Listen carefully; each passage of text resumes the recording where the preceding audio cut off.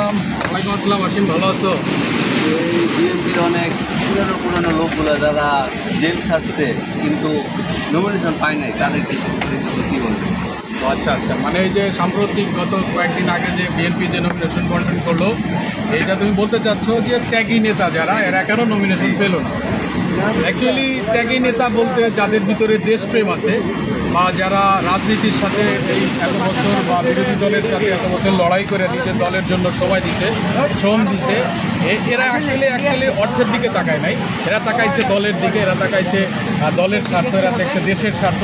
এই কারণে যে ওনাদের যে অর্থনৈতিক যে একটা সাপোর্ট, নিজেকে তুলে ধরার মতন যে সামর্থ্য, এটা হয়তো বা ওনাদের নাই। আর অ্যাকচুয়ালি দল যে এইটা কেন করতেছে, কিভাবে মূল্যায়ন করতেছে, এটা দলই ভালো জানে। প্রত্যেকটা দলের একটা রাজনৈতিক কৌশল আছে। হয়তো বা এত বড় মাপের একটা রাজনীতি বা নির্বাচন করতে হলে মানে কাকে কাকে দিয়ে হবে, কাকে কাকে দিয়ে হবে না, এটা দলই ভালো বোঝে। আর যাদেরকে দেয় নাই তাদেরকে যে অবমূল্যায়ন করছে তা না, হয়তো বা তাদেরকে নির্বাচনের পরে, নির্বাচিত হওয়ার পরে একটা ভালোভাবে মূল্যায়ন করবে বা দলীয়ভাবে ভালো একটা কাজে ব্যবহার করবে, অন্যভাবে তাদের মূল্যায়ন করবে। এটাই হয়তো বা দলের উদ্দেশ্য, এটা হয়তো বা বিএনপির কোনো রাজনৈতিক কৌশল।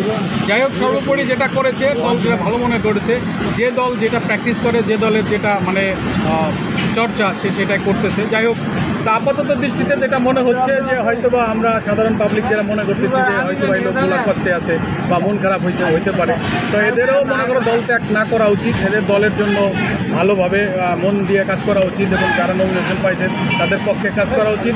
পরবর্তীতে দল যদি ক্ষমতায় যায় অবশ্যই তাদেরকে মূল্যায়ন করবে। তারা যে 17 বছর ধরে জেল খাটলো, অনেক কষ্ট করলো, তারা দলের জন্যই করে। এই জন্যই তো তারা ত্যাগী, এই জন্যই তো দেশপ্রেম ফুটে উঠছে। যাই হোক, এখন আসলে কি তাদের দলীয় ব্যাপার, তো ওই ব্যাপারে অতিরিক্ত মন্তব্য না করাটাই ভালো। তারা কীভাবে কী করছে এটা দল এবং তারেক জিয়া নিজে হয়তো বা সিদ্ধান্ত নিছে, বেগম জিয়া হয়তো বা এই ব্যাপারে সিদ্ধান্ত দিছে। যাই হোক অসীম, এই ব্যাপারে অতিরিক্ত না বলাই ভালো। রাজনৈতিক পরিস্থিতি তো আমাদের সাধারণ জনগণের বুঝতে হবে যে তোমার এলাকায় তুমি যাকে ভোট দিবা, তোমার এলাকায় তুমি যাকে নির্বাচন করবা, তার দ্বারা তুমি নিরাপদ কিনা, তোমার সম্পদ নিরাপদ কিনা, তোমার সন্তান নিরাপদ কিনা, তোমার স্ত্রী নিরাপদ কিনা, তোমার অর্থনীতি নিরাপদ কিনা, তোমার সমাজ নিরাপদ কিনা, তোমার মসজিদ নিরাপদ কিনা, তোমার মন্দির নিরাপদ কিনা, তোমার এই সকল বিষয় বিবেচনা করে তোমার মূল্যবান ভোটটা তাকে প্রয়োগ করবে। যদি তুমি ভোট প্রয়োগের সময় ভুল সিদ্ধান্ত নাও, তাহলে বাকি 5 বছর তোমাকে তারই ফসল ভোগ করতে হবে যেটা তুমি প্রয়োগ করতে হবে। যাই হোক, এটা আমাদের জনগণকে, নমিনেশন যে কেউ পেতে পারে, যে কেউ দাঁড়াইতে পারে, কিন্তু ভোট প্রয়োগের সময় আমাদেরকে অবশ্যই সেই বিষয়গুলো খেয়াল রাখতে হবে যে আমাদের রাষ্ট্রীয় নিরাপত্তা, রাজনৈতিক নিরাপত্তা, সন্তানের নিরাপত্তা, ইজ্জতের নিরাপত্তা, ধর্মীয় নিরাপত্তা, ব্যবসায়িক নিরাপত্তা, সব মিলে আমি তাকেই ভোট দিব যাকে আমি চিন্তা করব আমরা, যার কাছ থেকে আমরা মেজরিটি পার্সেন্ট নিরাপত্তা পেতে পারি।